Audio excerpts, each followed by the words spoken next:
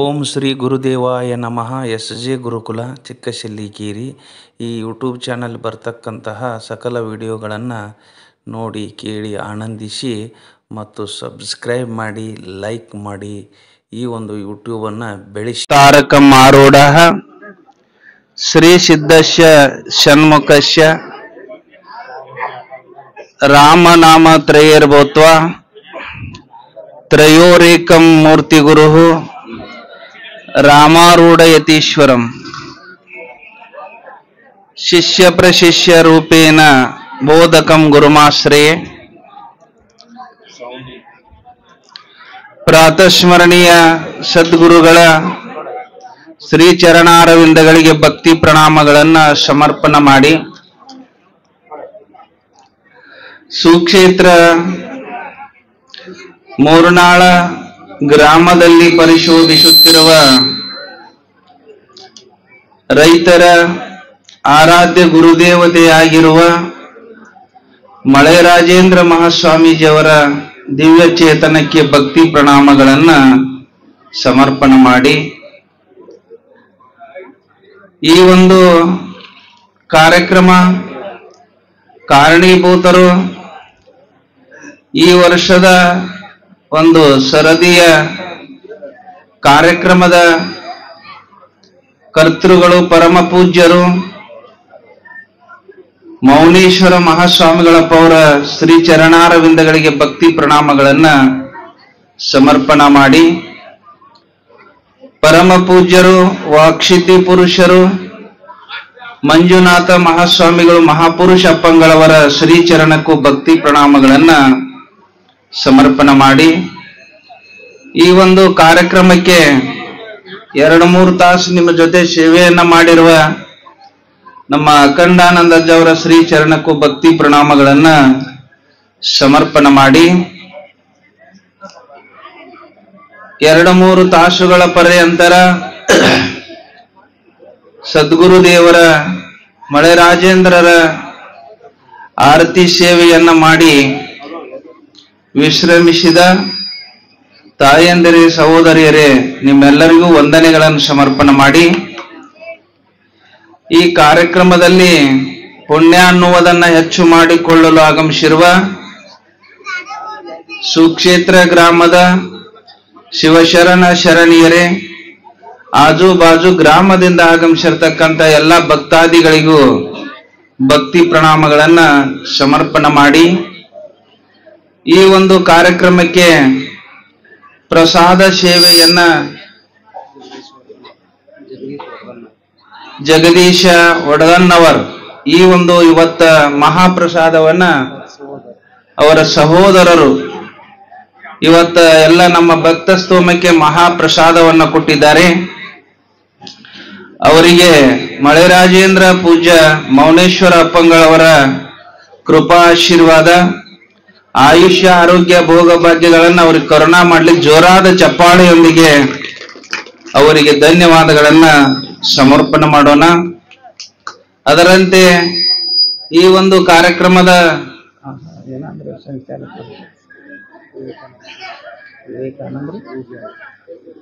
ಬಹಳ ಸುಂದರವಾಗಿ ಕಾರ್ಯಕ್ರಮದ ನಿರೂಪಣೆಯನ್ನ ಮಾಡುವಂತಹ ನಮ್ಮ ವಿವೇಕಾನಂದ ಗುಗ್ಯಾಳ್ ಅವರಿಗೂ ಕೂಡ ಭಕ್ತಿ ವಂದನೆಗಳನ್ನು ಸಮರ್ಪಣೆ ಮಾಡಿ, ಅಡಿಗೆಯನ್ನ ತಯಾರು ಮಾಡುವವರಿಗೂ ನೀಡುವವರಿಗೂ ಸೇವಾ ಮಾಡುವಂತ ಎಲ್ಲ ಭಕ್ತಾದಿಗಳಿಗೆ ಭಕ್ತಿ ಪ್ರಣಾಮಗಳನ್ನು ಸಮರ್ಪಣೆ ಮಾಡಿ ಈ ಒಂದು ಕಾರ್ಯಕ್ರಮದಲ್ಲಿ ಭಾಗಿಗಳಾಗೋಣ.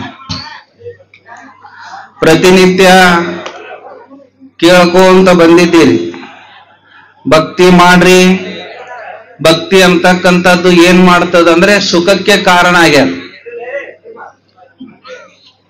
ನಾವು ಎಲ್ಲರ ಸುಖ ಎಲ್ಲರ ನಿಂತು ಕೇಳಿದ್ರೆ ಸಿಗ್ತದನಂದ್ರೆ ಇಲ್ಲ, ನಾವು ಪಡ್ಕೊಂಡು ಬರ್ಬೇಕಾಗ್ತದ. ಗದ್ದಲ ಮಾಡಕತ್ತಾರ ನೋಡಿ, ಎಲ್ಲಾರು ಸ್ವಲ್ಪ ಗಪ್ ಮಾಡ್ರಪ್ಪ ಒಂದ್ ಅರ್ಧ ಗಂಟೆ.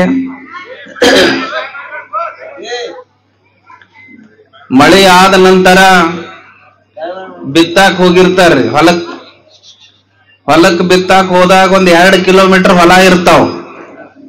2 ಕಿಲೋಮೀಟರ್ ಹೊಲ ಇದ್ದಾಗ ಮುಂಜಾನೆ ಅದು ಎತ್ತು ಮೇಯಿಸ್ಕೊಂಡು ಮನಿ ಒಳಗ ಹೆಣ್ಮಾಳ್ ಬುತ್ತಿ ಕಟ್ಕೊಂಡು ಹೋಗ್ತಾರ ಹೊಲಕ್.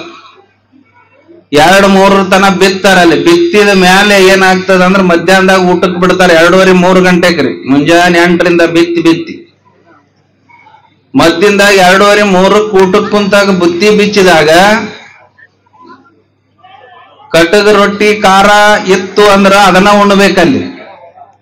ಹೌದಿಲ್ರಿ? ನಾವು ಏನ ರೊಟ್ಟಿ ಕಟಗ ರೊಟ್ಟಿ ಖಾರ ಒಯ್ದಿದ್ರ ಅದನ್ನ ತಿನ್ಬೇಕು.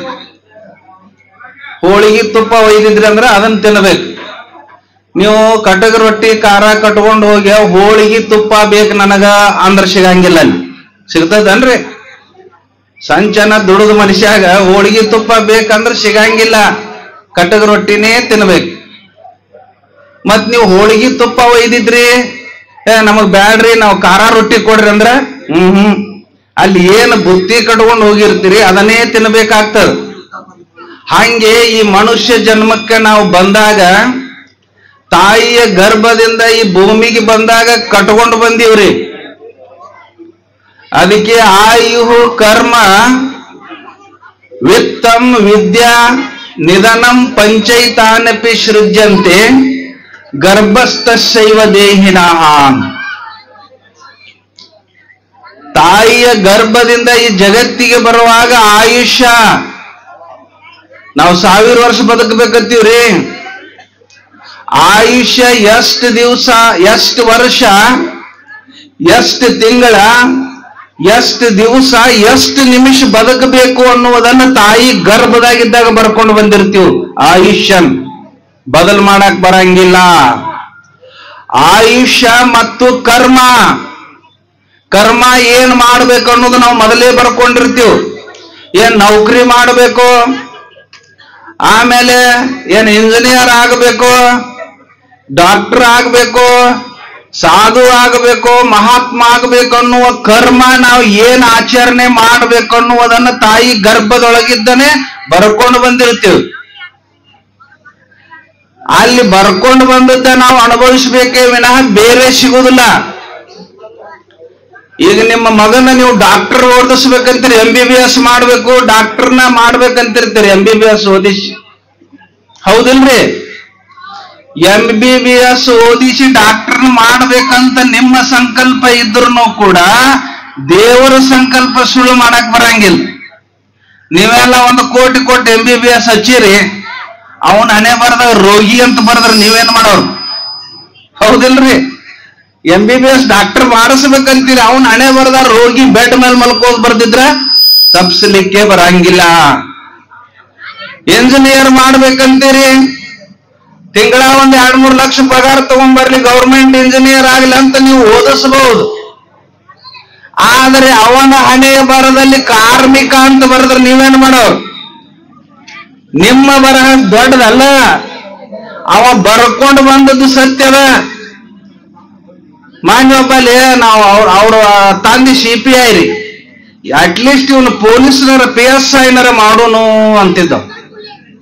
PSI ಮಾಡೋನು, ಪೊಲೀಸರ ಮಾಡೋನು ಅಂತಂದ್ರ ಅವ ಬೆಂಗಳೂರ ಕಾರ್ನ್ಯಾನ್ ಮಂದಿನ ಕಿಸೆ ಕಟ್ ಮಾಡ್ಕೊತ ಅಡ್ಯಾಡಕತ್ತಾನ, ಕಳ್ಳತನ ಮಾಡಕತ್ತಾನ. ಏನ್ ಮಾಡೋರು? ಕಳ್ಳ ಅಂತ ಬರದ್ರೆ ಏನ್ ಮಾಡವ್ರ ನೀವು? ಆಯುಹು ಕರ್ಮ ವಿತ್ತಂ. ಇವತ್ ಮುಂಜಾನೆ 4-5 ಎದ್ರಿ ಅಂದ್ರ ಸಂಜೆ 10-11 ಮಲಗುತನ ನಾವು ನೀವೆಲ್ಲರೂ ಶ್ರಮ ಪಡ್ತಾ ಇದ್ದೀವಿ. ಎದಕ್ಕೋಸ್ಕರ ರೀ? ನಾವು ನೀವೆಲ್ಲರೂ ಬಹಳ ದುಡಿತಾ ಇದ್ದೀವಿ. ಎದ್ರ ಸಂಬಂಧ? ದುಡ್ಡು ಹೆಚ್ಚಿಗೆ ಕೂಡಿಸುವ ಸಲುವಾಗಿ. ದುಡ್ಡು ಎದ್ರ ಸಂಬಂಧ ಕೂಡಿಸುದ್ರಿ? ನಾವು ಎಷ್ಟು ದುಡ್ಡು ಕೂಡ್ತದ, ಎಷ್ಟು ಕಾಳಗ್ ಬರ್ತಾವ, ಎಲ್ಲಾ ಮಠಕ್ ಕೊಡಾಕ ದುಡಿಯಾಕತ್ತೀವ್ರಿ ಅಂತ ಒಬ್ಬರು ಅಂದಿರಿ. ಎದ್ರ ಸಂಬಂಧ? ನಾವು ಸುಖವಾಗಿರ್ಬೇಕಾಗ್ಯದ, ನಾವು ಚಲೋ ಇರ್ಲಿ, ನಾವು ಸುಖದಿಂದ ಇರ್ಲಿ ಅಂತ ಕೂಡಿಸ್ತಾ ಇದ್ದೀವಿ. ವಿತ್ತಂ 3ನೇದು ಸೆಂಟರ್ ಹೇಳ್ತಾ ಇದ್ದಾರೆ ಅವರು. ನೀ ಎಂದ ಹುಟ್ಟಿ ಎಂದ ಸಾಹಿತಿ ಅಲ್ಲಿಯವರೆಗೆ ನಿನ್ನ ಕೈ ಒಳಗೆ ಎಷ್ಟು ಲಕ್ಷ, ಎಷ್ಟು ಸಾವಿರ, ಎಷ್ಟು ರೂಪಾಯಿ NP ನಿನ್ನ ಕೈ ಒಳಗ ಆಡಬೇಕು, ತಾಯಿ ಗರ್ಭದಾಗಿದ್ದಾಗ ಬರ್ಕೊಂಡು ಬಂದಿರ್ತೀಯಂತ. ಇಷ್ಟ ಲಕ್ಷ, ಇಷ್ಟ ಸಾವಿರ, ಇಷ್ಟ ಪೈಸಾ ನಿನ್ನ ಕೈ ಒಳಗ ಆಡಿ ಹೋಗ್ಬೇಕು. ಕೋಟಿ ಗಂಟೆ ಬಯಸಿದ್ರೆ ಎಲ್ಲಿ ಬರ್ತದ್ರಿ? ಪ್ರಿಂಟ್ ಆಗಿರ್ತದ. ಆಯು ಕರ್ಮ ವಿತ್ತ. ವಿದ್ಯಾ ನಮ್ಮ ಮಗನನ್ನು ಎಷ್ಟು ಬೇಕಷ್ಟು ಓದಿಸ್ಬೇಕಂತೀವಿ, ಅದು ಆಗಂಗಿಲ್ಲ. ಅವನ್ ಹಣೆ ಬರದಾಗ ಎಷ್ಟು ಬರೆದಿರ್ತದೆ, ವಿದ್ಯಾರೇಖೆ ಎಷ್ಟು ಇರ್ತದ ಅಷ್ಟೇ ಹತ್ತದ, ಹೆಚ್ಚಿಗೆ ಆಗಲ್ಲ. ಕೊನೆಯದು ನಿಧನಂ, ಎಲ್ಲಿ ಸಾವಾಗಬೇಕು. ನಾ ಯಾಕೆ ಹೇಳಕತ್ತೀನಿ ಅಂದ್ರೆ ಇದೆಲ್ಲ ಆಗುದಕ್ಕಿಂತ ಮೊದಲೇ ನೀವೆಲ್ಲರ ಊರಿಗೆ ಹೊಂಟ್ರಿ ಅಂದ್ರೆ ಬಸ್ ನೀವು ಕಾಯ್ತರು, ನಿಮ್ಮನ್ನ ಬಸ್ ಕಾಯ್ತದ್ರಿ. ಈಗಂಕರ ಮರಿ ಆದ್ರೂ ಸಾಕಂತದ್ರಿ. ಹೆಣ್ಮಕ್ಳು ಕಂಡ್ರಿ ಎದಿನ ಹುಡುಕೋತನ್ರಿ ಅಂದ ಮಾಡಿ ಡ್ರೈವರ್ ಈ ಹೆಣ್ಮಕ್ಳು ನೋಡೋಣ ನಮ್ ಎದಿನ ಡಬ್ ಬರ್ತದ್ರಿ. ಹಿಂಗಾಗಿತ್ತು. ನಾವು ದೂರ ಹೋದ್ವಿ ಅಂದ್ರೆ ಗಾಡಿ ಬಿಟ್ಟು ಹೋಗ್ತೀವ್ರಿ. ಅಲ್ಲೊಮ್ಮೆ ಶಾಪುರಿಂದ ಬರುವತ್ನಾಗ ಬಂದ್ ಇಳಿದ್ವಿ, ಬಿಜಾಪುರಕ್ಕೆ ಬಂದ್ ಇಳಿದ್ವಿ. ಮುಂಜಾನೆ 11:12 12 ಆಗಿತ್ತು. ಒಟ್ಟ ಎಲ್ಲರ ಬುದ್ಧಿಯಾಗ ಹತ್ಬೇಕಂದ್ರ ಎಲ್ಲಿದ್ದ ಮಂದಿ ಬರ್ತಿತ್ತು ಫುಲ್ಲ ಆಗೋದ್ರಿ. ಅದ್ರಾಗ ಒಬ್ಬ ಹೆಣ್ಮಗಳಂದ, ಸ್ವಾಮಿ ಬುದ್ಧಿ ಐತಿಲ್ಲ ನನಗಂತ. ಯಾಕಯ್ಯವಾನಿ ಗಂಡಸರು ಬಸ್ ಅಂತ ಹೋಗಂದಾಕಿ. ಗಂಡಸರು ಬಸ್ ಇವು ಗಾಡಿ ಹೊಡೆಯವ ಡ್ರೈವರ್ ಗಂಡಸದಾನ, ಟಿಕೆಟ್ ಕೊಡವ ಇಲ್ಲಿ ಅಲ್ಲಿದವ, ಮತ್ತ ಯಾ ಗಂಡಸರಿದ್ದಲ್ಲಿ ಹತ್ತು ಹೋಗಂದಾಕಿ ಹೆಣ್ಮಗಳು. ನಾನು ಬುದ್ಧಿಯಾಡಿ ಒಬ್ಬನಿಗೆ ಕೇಳಿನ್ರಿ, ಗಂಡಸರು ಬಸ್ ಯಾವ್ದ್ರಿ ಅನ್ನಿ.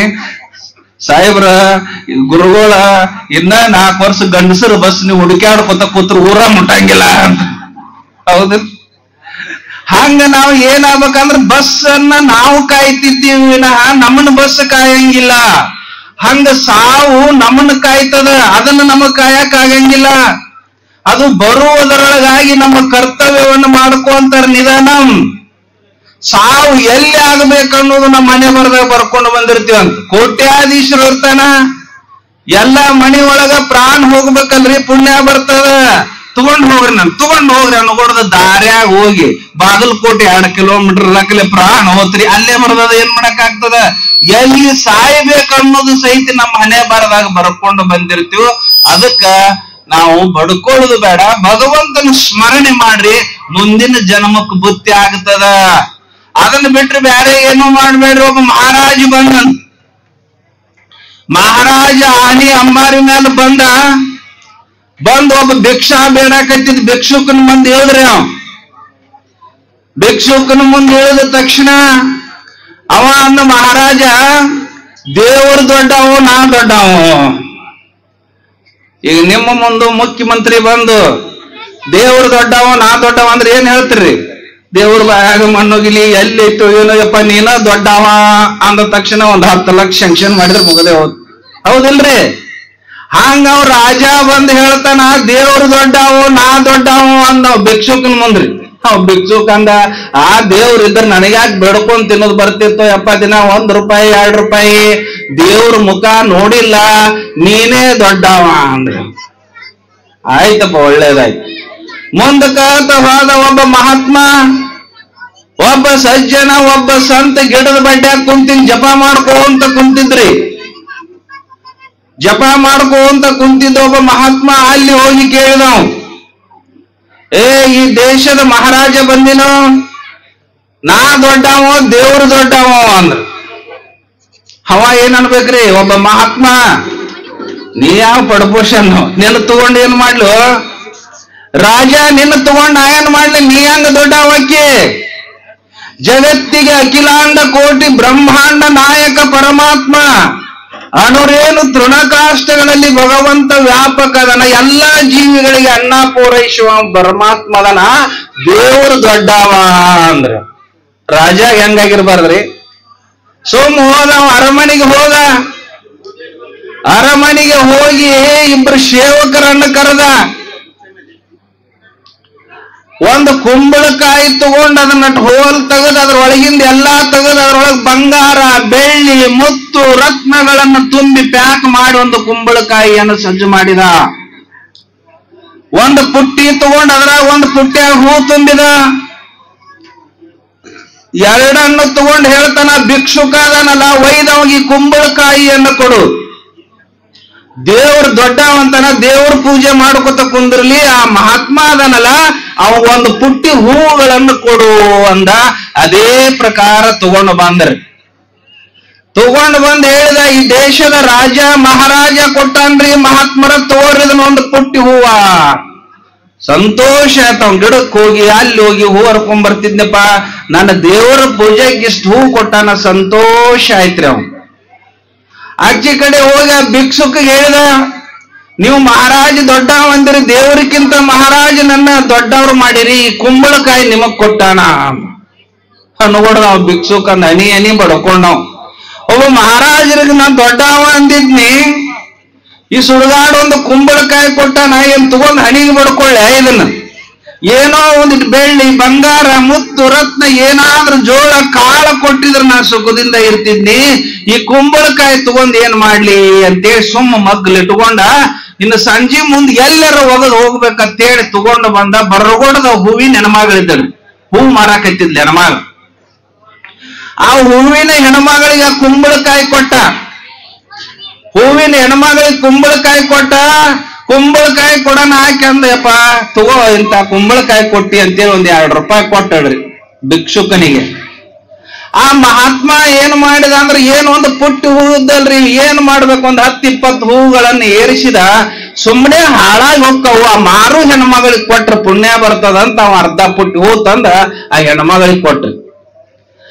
ಮಹಾತ್ಮರು ಈ ಹೂ ತಂದು ಕೊಟ್ಟಾರ, ಹೆಂಗ ತಗೊಳ್ಳಿ ಅನ್ಕೊಡ್ದ ನೆನಪಾಯ್ತ. ಕುಂಬಳಕಾಯಿ ಇತ್ತಲ್ರಿ.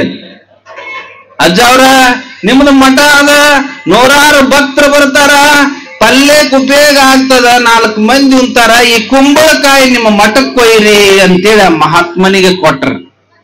ಆಯ್ತವ ಅಂತೇಳಿ ಕುಂಬಳಕಾಯಿ ತಗೊಂಡು ಬರ್ತಾನ. ತಗೊಂಡು ಬಂದ ಅದನ್ನ ಒಡೆದ ನೋಡಿದಾಗ ಅದ್ರೊಳಗೆ ಏನು ತುಂಬಿತ್ತು ಅಂದ್ರೆ ಬಂಗಾರ ಬೆಳ್ಳಿ ಮುತ್ತು ರತ್ನಗಳು ತುಂಬಿದ್ದು. ಅದು ಏನು ಭಿಕ್ಷುಕ ರಾಜನಿಗೆ ದೊಡ್ಡವ ಅಂದ್ರೆ 2 ರೂಪಾಯಿ ತಗೊಂಡು ಮನೆಗೆ ಹೋಯ್ತಂತ. ಅದಕ್ಕೆ ದೇವರನ್ನ ನಂಬಿದ್ರಿ ಅಂತಂದ್ರೆ ಆ ಸುಖ ಸಂತೋಷ ನೀವು ಬೇಡದಂತ ಇಚ್ಛಿತಾರ್ಥಗಳು ನಿಮ್ಮ ಮನೆ ಬಾಗಿಲಿಗೆ ಬರ್ತಾ ಇದ್ದಾವೆ. ಅದಕ್ಕೆ ದೇವರನ್ನ ನಂಬ್ರಿ ಅಂತ ಹೇಳ್ಕೊಂಡು ಬರ್ತಾರ. ಅದಕ್ಕೊಂದು ಘಟನೆ ಆಗಿ ಹೋಗ್ಯದ. ಹಳೆ ಮೂರ್ನಾಳಾಗಿದ್ದಾಗ ಯಾವುದೋ ಒಂದು ಹಳ್ಳಿ ಅವರು ಒಂದು 50-60 ಮಂದಿ ಭಕ್ತರು ಬಂದ್ರತ್ತ. ಭಕ್ತರು ಬಂದ್ರು. ರಾತ್ರಿ 10-11 ಗಂಟೆ ಟೈಮ. ಅಖಂಡಾನಂದ ಅಪ್ಪಂಗಳವರು ಎಲ್ಲರಿಗೂ ಪ್ರಸಾದ ಬಡಿಸ್ರಿ ಅಂತೇಳಿ ಅವಾಗ ಒಂದಿಷ್ಟು ಅನ್ನ ಭೋಗಾನಿ ಅಂದ್ ಎಲ್ಲಾರಿಗೆ ಬಡಿಸ್ಕೋಂತ ಹೋಗ್ಯಾರ. ಹೋಗಿ ಕೊನೆಗೆ ಒಬ್ಬ ಕುಂತಾನ, ಪಾಪ ಎಲ್ಲಾ ನೀಡ್ಕೋಂತ ಹೋಗಾನ. ಕೊನೆಗೆ ಏನಾಗ್ಯದಂದ್ರ ಆ ತಳದಾಗ ಏನು ಭೋಗಾನಿ ಒಳಗ್ ಹೊತ್ತೆ ಲಾಸ್ಟಿಗೆ ಹೊತ್ತಿ ಬಿಟ್ಟದ 1-2 ಬಟ್ಟು. ಅದೇ ಏನ್ ಆ ಭೋಗಾನ್ಯಾಗ ಬಂದದ್ರಿ. ಅದನ್ನ ನೀಡಿದ ಕಡೆ ಪೂರ ಕರ್ಗಾಗಿರುವಂತದ್ 2 ಚಮಚ ಅನ್ನ ನೀಡ್ತಾರ ಲಾಸ್ಟ್ ಇದ್ದಾವ. ಅವ ಏನ್ ಮಾಡಿದ ಅಂತಂದ್ರ ನೋಡ್ರಿ, ಭಕ್ತಿ ಮಾತ್ರವನ್ನು ಮಾಡುವಂಗನೆ ಭಕ್ತಿ ಹೆಂಗ ಕೆಲಸ ಮಾಡ್ತದೆ. ಅವ ಮಂದಿ ಎಲ್ಲಾರನು ನೋಡಿದ, ಬಿಳಿ ಹಣ್ಣಿತ್ತು, ಸಾರಿತ್ತು. ಇವ ಏನ್ ಮಾಡಿದ ಅಂದ್ರ ಆ ಕರ್ಗಾಗಿರ್ತಕ್ಕಂತ ಅಣ್ಣ ಮಂದಿಗೆ ಕಾಣಬಾರದು ಅಂತೇಳಿ ಅದನ್ನ ಹಿಂಗ ಎಲಿ ಮರಿ ಮಾಡ್ಕೊಂಡ ಉಣ್ಣಾಕತ್ತಿದ್ರಿ. ಅವ್ ಉಣ್ಣಾಕತ್ತುವದ್ಲೆ ಒಳಗ ಗದ್ದಿಗೆಯ ಮೇಲೆ ಕುಂತಿರ್ತಕ್ಕಂತ ಅಖಂಡಾನಂದ ಅಪ್ಪಂಗಳಿಗೆ ಇಲ್ಲಿ ಏನು ಮರಿ ಮಾಡ್ಕೊಂಡು ಉಣ್ಣಾಕತ್ತಿದ್ದಲ್ಲ ಅವ್ರಿಗೆ ಗೊತ್ತಾಯ್ತಂತ ಒಳಗ್ ಕುಂತವ್ರಿಗೆ. ಅಲ್ಲಿದ್ದ ಎದ್ದು ಬಂದ್ರೆ ಲಾಸ್ಟ್ ಇದ್ದವನ ಕಡೆ ಮುಚ್ಕೊಂಡು ಉಣ್ಣಾಕತ್ತಿದ್ದವ್. ಯಾಕಪ್ಪ, ಏನಾಗ್ಯದ, ಯಾಕೆ ಮುಚ್ಕೊಂಡು ಉಣ್ಣಾಕತ್ತಿ? ಇಲ್ರಿಪ್ಪ ಒಂದಿಟ ಹೊತ್ತೆದ ಉಣ್ಣಾಕತ್ತೀನ್ರಿ ಅಂದ. ತೆಗೆದು ನೋಡಿದ್ರೆ ಪೂರ ಕರ್ಗಾಗಿರುವಂತ ಅಣ್ಣ ಉಣ್ಣಾಕತ್ತಿದ್ದ. ಬಿಡು ಅದನ್ನ ಬಿಡು, ಬೇರೆ ಒಂದ್ ರೊಟ್ಟಿ 2 ರೊಟ್ಟಿಗೆ ಏನಾರ ಯಪ್ಪ ಬ್ಯಾಡ್ರಿ, ಇದು ನಾನು ನಂಬಿಕೆಯಿಂದ ಶ್ರದ್ಧೆಯಿಂದ ಭಯ ಭಕ್ತಿಯಿಂದ ನಿಮ್ಮ ಮಠದೊಳಗೆ ಒಂದಿಟ್ಟು ಪ್ರಸಾದ ಸಿಗ್ತದ, ಅದನ್ನು ಉಣ್ಣಿ ಅಂದ್ರೆ ನನ್ನ ಮನೆತನಕ್ಕೆ ಬಡತನ ಬರಂಗಿಲ್ಲ, ನನಗ ಅನ್ನದ ಕೊರತೆ ಆಗಂಗಿಲ್ಲ, ನನ್ನ ಪಾಲಿಗೆ ಬಂದದ್ದು ಅಮೃತ ಅಂತ ಹೇಳಿ ಎಲಿ ಮರಿ ಮಾಡ್ಕೊಂಡು ಉಣ್ಣಾಕತ್ತಿದ. ಅಖಂಡಾನಂದ ಅಪ್ಪವ್ರ ಕಣ್ಣೊಳಗ ಧಾರಾಕಾರವಾಗಿ ನೀರು ಬರಾಕತ್ತಂತ. ಇಂಥ ಭಕ್ತರನು ಅದಾರಲ್ಲಪ್ಪ ಅಂತೇಳಿ ಅವನ ತಲೆ ಮೇಲೆ ಕೈ ಇಟ್ಟು ಅವನ ಬೆನ್ನಿನ ಮೇಲೆ ಚಪ್ಪರಿಸ್ತಾ ಇದ್ದಾರ. ನೋಡಪ್ಪ, ಇಂದಲ್ಲ ಇನ್ನ ಸೂರ್ಯ ಚಂದ್ರರು ಇರುವವರೆಗೂ ನಿಮ್ಮ ಮನೆ ಒಳಗೆ ಅನ್ನದ ಕೊರತೆ ಆಗದಿರ್ಲಿ ಅಂತೇಳಿ ತಲೆಗೆ ಚಪ್ಪರಿಸಿದ್ರ. ಆಗಿ ಹೋಗಿರುವ ಸತ್ಯ ಘಟನೆ. ಅದಕ್ಕೆ ಒಮ್ಮೆ ಗುರುನಾಥನ ಕೃಪಾ ಆಯ್ತು ಅಂದ್ರೆ ನಮ್ಮ ಜನ್ಮ ಅನ್ನತಕ್ಕಂಥದ್ದು ಪಾವನ ಆಗ್ತದ. ಅಮೃತ ಏನ್ ನಮ್ಮ ಪಾಲಿಗೆ ಬಂದದ ಅಮೃತ ಮಾಡ್ಕೊಂಡು ಉಣ್ಬೇಕತ್ರಿ. ಒಬ್ರು ಯಾರೋ ಊಟಕ್ಕೆ ಕೂತಿದ್ದಂತ ದೊಡ್ಡ ಒಂದು ಬೀರದೇವ್ರ ಜಾತ್ರೆ, ದೊಡ್ಡ ಬೀರಲಿಂಗೇಶ್ವರ ಜಾತ್ರೆ. ಸಂಜೆನ ಎಲ್ಲಾರು ನೀಡ್ಯಾರ, ಊಟ ಆಗ್ಯದ. ಲಾಸ್ಟಿಗೆ ಒಬ್ಬ ಕುರಿ ಕಾಯು ಮನುಷ್ಯ ಲಾಸ್ಟಿಗೆ 8-9ಕ್ಕೆ ಬಂದಾನ ಪ್ರಸಾದ ಉಂಡು ಹೋಗ್ಬೇಕಂತ ಹೇಳಿ. ಬಂದ ತಕ್ಷಣ ಅಪ್ಪ ಪ್ರಸಾದ ಕೊಡ್ರಿ ಅಂದ್ರೆ ನಾ ಕೊಂದ್ರಪ್ಪ ಅಂತ ಒಂದು ಎಲೆ ಹಾಕಿದ್ರ, ಪತ್ರಾವಳಿ ಎಲೆ ಅಂತ ಹಾಕಿದ್ರ. ಹಾಕಿದ್ಗಳೇ ಒಬ್ಬ ನೀಡಾಕ ಬಂದ್ ಒಳಗಿದ್ದ ಅಡಿಗೆ ಮನ್ಯಾಗ ತಗೊಂಡ್ಬಂದ ಒಂದು ತಾಟ ಸಜ್ಜಕ ಹಾಕಿದ್ರಿ. ಒಂದು ತಾಟ ಸಜ್ಜಕ ಹಾಕಿ ಅವ ಹೇಳ್ದ, ಬದ್ನಿಕಾಯಿ ಪಲ್ಯ ಐತಪ್ಪ ತರ್ತೀನಿ ಕೊಂದ್ರು ಅಂದ್ರ. ನಾನು ಹೊಡ್ದ ಆಯ್ತು ಅಂತೇಳಿ ಏನ್ ಒಳಗ ತರಾಕ್ ಹೋದಲ್ರಿ, ಬದ್ನಿಕಾಯಿ ಪಲ್ಯ ತರಾಕ್ ಹೋಗ್ಕೊಡ್ದ ಒಂದು ತಾಟ ಸಜ್ಜಕ ಹಾಕಿದ ಅಷ್ಟು ಖಾಲಿ ಮಾಡಿದ್ರಿ ಅದನ್ನ. ಅವ್ ಬದ್ನಿಕಾಯಿ ಪಲ್ಯ ನಾವು ಬಂದ ಒಂದಿಷ್ಟು ಒಂದ್ 2 ಚಮಚೆ ಬದ್ನಿಕಾಯಿ ಹಾಕಿದ್ರಿ. ಆಯ್ತಪ್ಪ ಸಜ್ಜಕ ತರ್ತೀನಿ ಅಂತ ಒಳಗ್ ಹೋದ್ರಿ. ಅವ್ ಸಜ್ಜಕ ತರ್ತೀನಿ ಅಂತ ಒಳಗ್ ಹೋದ. ಅವ್ ಹೊಳ್ಳಿ ಬರೋಡ್ದ ಬದ್ನಿಕಾಯಿ ಖಾಲಿ ಆಗಿ ಹೋಗಿತ್ರಿ. ಮತ್ತೊಂದ್ ತಾಟ ಸಜ್ಜಕ ಬಡಿಸಿದ. ಹಿಂಗ್ 3-4 ಸಲ ಆಯ್ತ್ರಿ. ಬದ್ನಿಕಾಯಿಗೆ ಸಜ್ಜಕಕ್ಕೆ ಬೆಟ್ಟಿನ ಆಗ್ಲಿಲ್ಲ ಅಂತ ಅನ್ಕೊಡ್ದ. ಅವ್ ನೀಡಾ ಬೆರಿಕಿದ್ದ.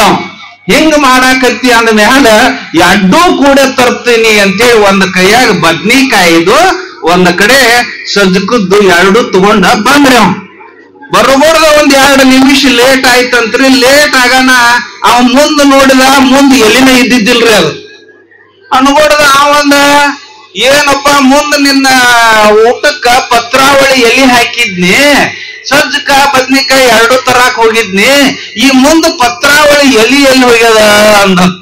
ಅನ್ಕೊಡ್ದ. ಅವಂದತ್ರಿ ಉಣ್ಣಾವ, ಇಲ್ರಿ ಅದು ಪತ್ರಾವಳಿ ಎಲಿ ಅನ್ನೋದು ನನಗ್ ಗೊತ್ತಾಗಲಿಲ್ಲ, ಸಜ್ಜಿ ರೊಟ್ಟಿ ಮಾಡಿ ಅದನ್ನು ಮುರ್ಕೊಡ್ತೇನೇನ್ರಿ. ಏನ್ ಮಾಡೋ ಮತ್ ಹಿಂಗ್ ಉಂಡವ್ರಿಗೆ ಎಲ್ಲಿ ಭಕ್ತಿ. ಪತ್ರಾವಳಿ ಎಲಿನ ಕಲಾಸ ಮಾಡಿದ್ದಂತ ಅವನು ಸಜ್ಜಿ ರೊಟ್ಟಿ ಮಾಡಿಕೆ.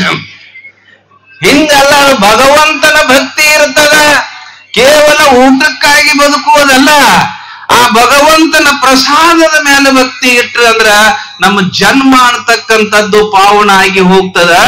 ಅದಕ್ಕ ಸದ್ಗುರುನಾಥನ ಮಠ ಆಶ್ರಮಗಳು ಏನದಾವಪ್ಪ ಅಂದ್ರ ಇವು ವಾಕ್ಸಿದ್ಧಿ ಮಠಗಳು. ಒಮ್ಮಿಲ್ಲೇ ಗೂಡೂರು ಹಚ್ಚಿಕೊಂದು ಘಟನೆ ಚರಿತ್ರೆ ಒಳಗೆ ಬರದಾರ. ಹರಿಶ್ಚಂದ್ರ ನಾಟಕ ಮಾಡಿದ್ರಂತ್ರಿ. ಹರಿಶ್ಚಂದ್ರ ನಾಟಕ ಮಾಡ್ಯಾರ. ಹರಿಶ್ಚಂದ್ರ ನಾಟಕ ಮಾಡಿದಾಗ ಏನಾಗಿತ್ತು ಅಂತ ಕೇಳಿದ್ರ 10-10ವರೆಗೆ ಆಗ ಅಪ್ಪಗಳನ್ನು ಕರೆಸ್ಯಾರ. ಮೊದಲಿನ ಮಳೆಯಪ್ಪ ಅಜ್ಜವ್ರು ಇದ್ದಾಗ ಮಳೆಯಪ್ಪ ಅಜ್ಜವ್ರು ಅವ್ರನ್ನು ಕರೆಸ್ಯಾರ. ಇನ್ನೊಬ್ಬ ಅಲ್ಲೆಲ್ಲ ಸಮೀಪದವ್ರೊಬ್ರು ಸ್ವಾಮಿಗಳು ಕರೆಸ್ಯಾರ ನಾಟಕಕ್ಕೆ ಓಪನಿಂಗ್ ಅಂತೇಳಿ. ಕರೆದ ತಕ್ಷಣ ಏನಾಗ್ಯದ ಅಂದ್ರ 10-10ವರೆಗೆ ಅವಾಗ ಮಳೆಗಾಲ್ರಿ. ಫುಲ್ ಎಲ್ಲಾ ಮೋಡ ಕವಿದ, ಎಲ್ಲಾ ಗುಡುಗ ಸಿಡಿಲ ಮಿಂಚ. 10-11ಕ್ಕೆ ಫುಲ್ ಇನ್ನೇನು ಮಳೆ ಬೀಳ್ತದ ಅನ್ನೋಂಗ್ ಬಂದ್ ಬಿಡ್ತದ. ಮೋಡ ಬಂದ್ ಬಿಟ್ಟದ.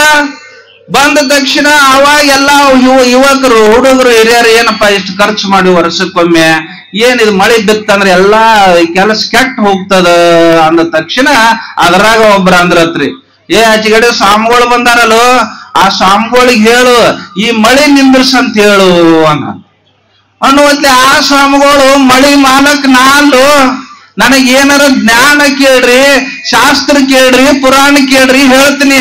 ಮಳಿ ಮಾಲಕ್ ನಾ ಅಲ್ಲ, ಮಳಿ ಮಾಲಕ್ ಮಳೆಯಪ್ಪ ಅದನ, ಅವನ್ನ ಕೇಳ್ರಿ ಅಂದಾಗ ಒಟ್ಟೂರು ಬಂದ್ ಅವ್ರ ಕಾಲಿಗೆ ಬಿದ್ರತ್. ಅವಾಗಪ್ಪ ಹಿಂಗ ಇದು ತೊಂದ್ರೆ ಆಗ್ಲಾರ್ದಂಗ ನೋಡ್ರಿ ಅಂದಾಗ ಅವ್ರ ಅಪ್ಪಗಳು ಅಂದ್ರಂತ, ಮಳೆಯಪ್ಪ ಅಪ್ಪಗಳು ಅಂದ್ರಂತ, ನೀವು ನಾಟಕ ಚಾಲು ಮಾಡ್ರಿ, ಮುಂಜಾನೆ 6 ಗಂಟೆ ತನ ಒಂದ್ ಹನಿ ಮಳಿ ಬರಂಗಿಲ್ಲ, ನೀವು ಚಿಂತೆ ಮಾಡ್ಬೇಡ್ರಿ. ಮುಂಜಾನೆ 6 ತನನು ನಾಟಕ ಮುಗಿಯುವವರೆಗೆ ಒಂದ್ ಹನಿ ಬೀಳಿಲ್ಲ. ಇವ್ರು ಬಣ್ಣ ಅಳಕಿಸಿಕೊಂಡು ಮನೆಗೆ ಹೋದ್ರು, ಧಾರಾಕಾರವಾಗಿ ಸಂಚನ ಮಳೆ ಆಯ್ತಂತ. ಮಳೆಯನ್ನ ತರುವ ಶಕ್ತಿನೂ ಇತ್ತು, ಆಮೇಲೆ ಮಳೆಯನ್ನ ನಿಂದ್ರಿಸುವಂತ ಶಕ್ತಿನೂ ಅದು ಯಾರಿಗೆ ಸಿಕ್ಕಿಲ್ಲ. ಅದು ಮಹಾನ ಸಂಸ್ಥಾನ ಮಠ ಯಾವುದಂದ್ರ ಮಳೆ ರಾಜೇಂದ್ರ ಮಠ ಬಿಟ್ರೆ ಮತ್ತೊಬ್ಬರಿಗೆ ಸಿಕ್ಕಿಲ್ಲ ಅಂತೇಳಿ ಎಲ್ಲಾ ಕಡೆ ಹೇಳ್ಕೊಂಡು ಬರ್ತಾರೆ. ಅದಕ್ಕ ನಾವು ಭಕ್ತಿಯಿಂದ ಇವತ್ತು ರೈತರಾಗಿರತಕ್ಕಂಥವ್ರು ಏನಪ್ಪಾ ಅಂದ್ರ ನೋಡ್ರಿ, ಇವತ್ತು ಎಷ್ಟೆಷ್ಟೋ ಪಾಪಗಳಾಗ್ತಾವ್. ಈಗ ನೀವು ಮನೆಯಿಂದ ಇಲ್ಲಿಗೆ ಹೋಗಿ ಇಲ್ಲಿಗೆ ಬರ್ಕೊಡ್ದ ಎಷ್ಟು ಪಾಪ ಆಗ್ಯದ್ರಿ? ನಾವೇನಿಲ್ರಿ, ಸ್ನಾನ ಮಾಡಿವು, ನಿನ್ನೆ ಊಟ ಮಾಡಿವು, ವಿಭೂತಿ ಹೆಚ್ಚಿವು, ಎಲ್ಲಾ ಭಕ್ತಿಯಿಂದ ಮಾಡ್ಕೊಂಡು ಬಂದೀವ್ರಿ, ನಮ್ಮಿಂದ ಪಾಪ ಆಗಿಲ್ಲ ಅಂತ ನೀವು ಅಂದ್ರೂ ಕೂಡ ನೀವು 3 ಕಿಲೋಮೀಟರ್ ರೌಂಡ್ ಇಲ್ಲಿ ಹೊಡೆದು ಬರಗೊಡ್ದ 100 ಇರಿವಿಗಳು ನಿಮ್ಮ ಕಾಲಾಗ ಸತ್ ಹೋಗ್ಯಾವ. ಪಾಪ ಆಗಿದಿಲ್ರಿ? ನೂರಾರು ಹಿರಿಯುಗಳು ನಿಮಗ್ ಗೊತ್ತಿಲ್ಲದ ಸತ್ತು ಪಾಪ ಆಗಿರ್ತದ. ಇವತ್ತು ರೈತರು ನೋಡಿ ಎಲ್ಲಾ ಕಡೆ ಔಷಧಿಯನ್ನು ಸಿಂಪಡಿಸ್ತಾರ, ಕೋಟಿ ಗಂಟ್ಲೆ ಜೀವರಾಶಿಗಳು ಸತ್ತು ಹೋಗ್ತಾ ಇದ್ದಾವೆ. ಅದಕ್ಕೆ ಈ ಪಾಪಗಳ ನಾಶ ಆಗಬೇಕಾಗಿತ್ತಂದ್ರೆ ದುರಿತ ಕರ್ಮವನ್ನು ಅಲ್ಲದಿರು ಪುಣ್ಯವನ್ನೇ ಮಾಡು ಅಂತ. ಅದಕ್ಕ ನಮಗ ಭಗವಂತ ಏನಾದ್ರೂ ಕೊಟ್ಟ ಕಾಲಕ್ಕ ದಾನ ಧರ್ಮ ಪುಣ್ಯ ಕರ್ಮ ಅದರ ಜೊತೆಗೆ ಭಕ್ತಿಯನ್ನ ಮಾಡಿದ್ರಿ ಅಂದ್ರ ಪಾಪ ನಾಶ ಆಗ್ತದ.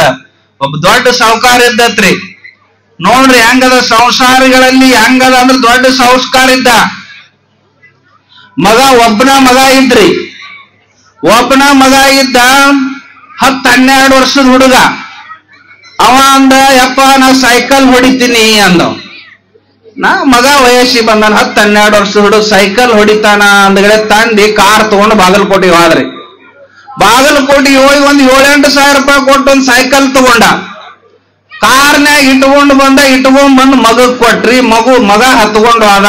ಹೋಗಿ ಬಕ್ಬರ್ಲಿ ಬಿದ್ದ ಕಾಲ ಕೈಯ ಎಲ್ಲ ಕೆತ್ತಿಸ್ಕೊಂಡು ಬಂದ್ರಿ. ಆ ಮಗ ಅಂತೀಯಪ್ಪ ಸೈಕಲ್ ಚಲೋ ಇಲ್ಲ ಅಂದಂತ. ಹಾಕ್ ಗಾಡಿಗೆ ಅಂದ್ರ, ಗಾಡಿಗೆ ಹಾಕಂದ ತಗೊಂಡು ಹೋದ್ರಿ.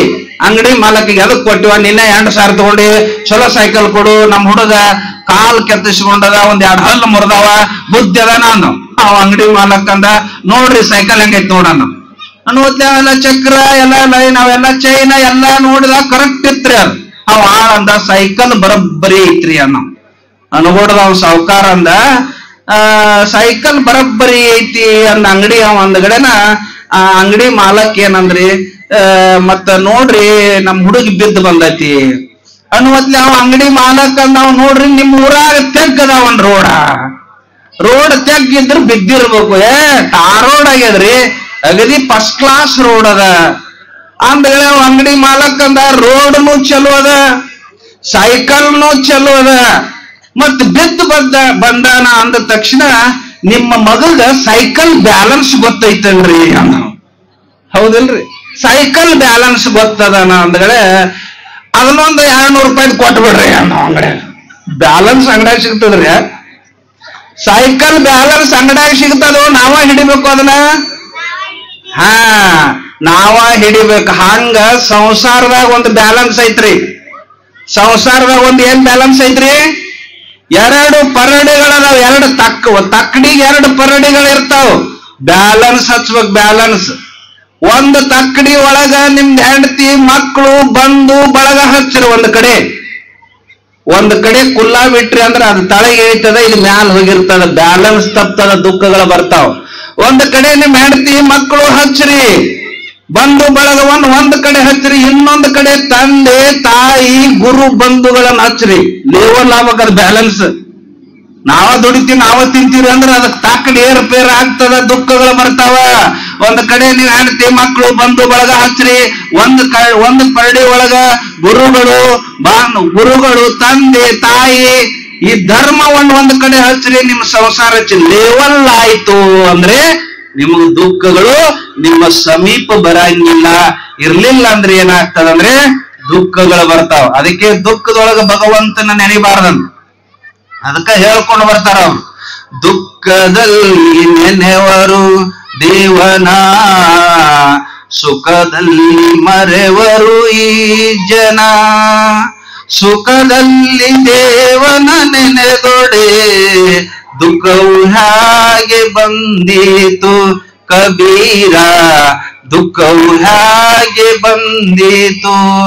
ನೋಡ್ರಿ, ನಾವ್ ಏನ್ ಮಾಡ್ತೀವಿ ಅಂದ್ರೆ ದುಃಖದಲ್ಲಿ ದೇವ್ರ ನೆನೆಸ್ತೀವಿ, ಸುಖದಲ್ಲಿ ಮರಿತಾ ಇದ್ದೀವಿ. ಅವ್ರಂತಾರ, ನೀ ದುಃಖದೊಳಗೆ ನೆನೆಸ ಸುಖದಲ್ಲಿ ಬಿಟ್ಟೆ ಅಂದ್ರ ಆಗಿಂದಾಗ ದೇವ್ರು ಬರುದಿಲ್ಲಪ್ಪ. ಸುಖದಲ್ಲಿಯೂ ಕೂಡ ದೇವರನ್ನ ಸ್ಮರಣ ಮಾಡಿದೆ ಅಂದ್ರ ದುಃಖವು ಹೇಗೆ ಬಂದೀತು ಅಂತ ಹೇಳಿ ಹೇಳ್ಕೊಂಡು ಬರ್ತಾ ಇದ್ದಾರ. ಅದಕ್ಕ ನಮ್ಮ ದುಃಖ ನಮ್ಮ ಸಮೀಪ ಬರಬಾರದು, ನಮ್ಮ ಓಣ್ಯಾನವ್ರಿಗೆ ಬರ್ಲಿ ಅನ್ನೋದಲ್ಲ. ಮತ್ ದುಃಖ ನಮ್ಮ ಸಮೀಪನೂ ಬರಬಾರ್ದು, ನಮ್ಮ ಓಣ್ಯಾಗನೂ ಬರಬಾರ್ದು, ನಮ್ಮ ಊರು ಬಿಟ್ಟು ಅಚ್ಚಿ ಕಡೆ ಇರಲ್ರಿ ಅಂದ್ರ ಎಲ್ಲರೂ ಏನ್ ಮಾಡ ಗುರುಗಳಿಗೆ ಶರಣಾಗತರಾಗಿ ಗುರುಗಳ ಮಾತುಗಳನ್ನು ಮೀರಬಾರ್ದು. ಗುರುಗಳ ಮಾತನ್ನು ಮೀರದೆ ನಡೆದವನು ಅವನು ಮನುಷ್ಯನಲ್ಲ ಕಾಣಿರೋ ಹರನೆನ್ನಿರೋ. ಗುರುಗಳ ಮಾತು ಮೀರ್ಲಾರ್ದ ಯಾರು ನಡೀತಾ ಇದ್ದಾರಲ್ಲ ಅವ್ರಿಗೆ ಮನುಷ್ಯರ ಅನ್ಬೇಡ್ರಿ, ಮತ್ ಏನ್ ಅನ್ಬೇಕು, ಹರ ನಿನ್ನಿರಿ, ಅವ್ ದೇವ್ರ ಅಂದ್ ಬಿಡ್ರಿ ಅಂತಾರ. ಅದಕ್ಕ ನೋಡ್ ನಮ್ಮೆಲ್ಲಾ ಮೂರ್ನಾಳ್ ಭಕ್ತರು ಬಹಳ ಹಿರಿಯರು ಎಲ್ಲಾ ನಿಂತು ನಮ್ಮ ಯುವಕ ಮಿತ್ರರು ಬಹಳ ಸಂತೋಷದಿಂದ ಒಂದು ಗುಂಜಿ ಏನೂ ತೊಂದ್ರೆ ಆಗಲಾರ್ದಂಗ ಎಲ್ಲಾ ತಾಯಂದಿರು ಸಹೋದರಿಯರು ಬಂದಿರ್ತಾರ. ಇದು ನಮ್ಮ ಕಾರ್ಯಕ್ರಮ, ನಮ್ಮ ಮನೆ ಕಾರ್ಯಕ್ರಮ ಅನ್ನುವಂತಹ ಭಾವನೆ ಇಟ್ಟುಕೊಂಡ ಸೇವೆಯನ್ನ ಮಾಡ್ತಾ ಇದ್ದಾರ. ಅಪ್ಪುಗಳ ತಪಸ್ಸಿನ ಜನ್ಮ ನಿಮ್ಗೆ ಗೊತ್ತಿರಂಗಿಲ್ಲ. ಕೇವಲ ನಾವು ಹೇಳ್ತದ ಮಕ್ಕಳ ಬಂಧು ಬಳಗ ಐತಿ ಅಂದ್ರೂ ಕೂಡ ಒಳಗೆ ಏನಿರ್ತದ ಅಂದ್ರೆ ಭಗವಂತನ ಚಿಂತನೆ, ಭಗವಂತನ ಒಂದು ಶಕ್ತಿಯಿಂದ ಅವು ಬಂದಿರ್ತಾರ ಶರೀರಗಳು.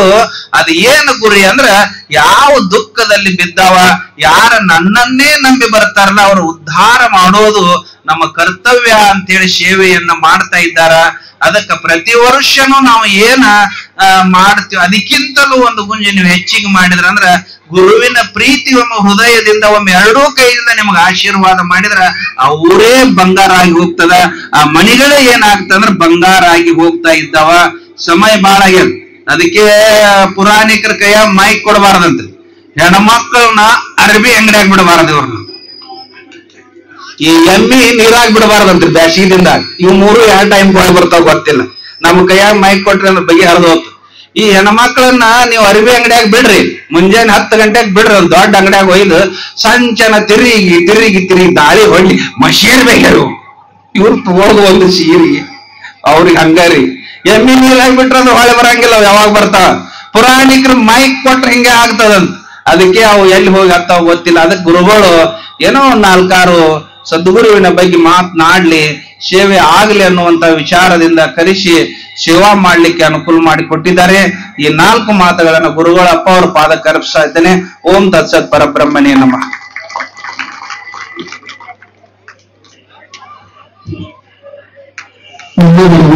ಆಶೀರ್ವಚನ